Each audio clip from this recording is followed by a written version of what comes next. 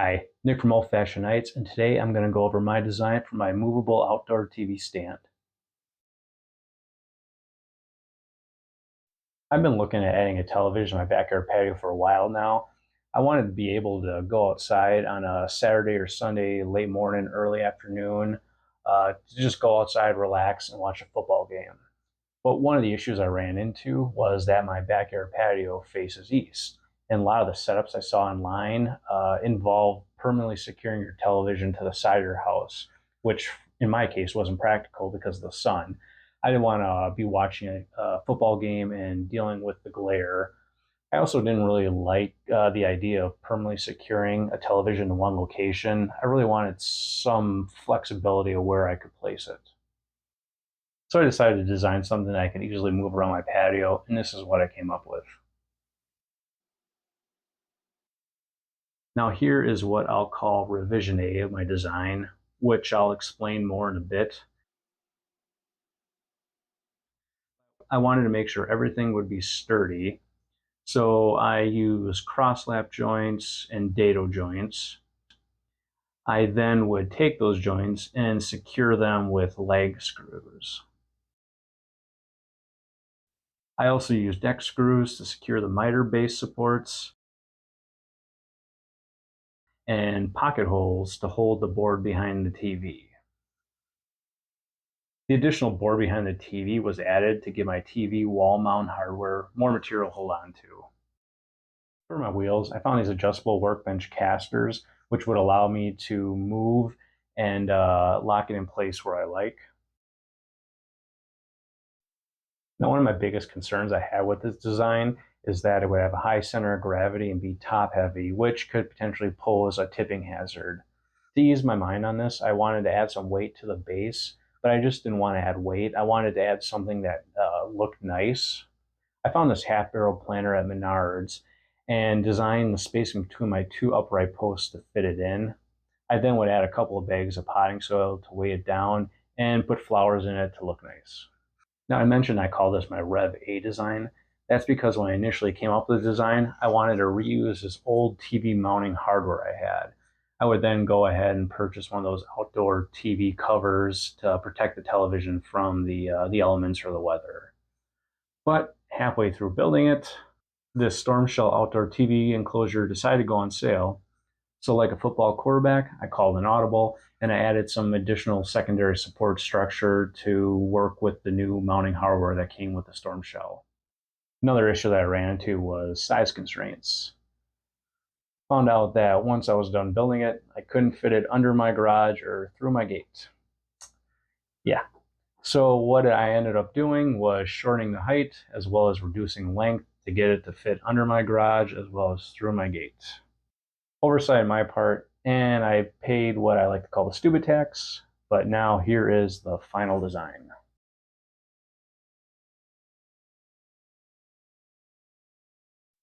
Now let's get to building.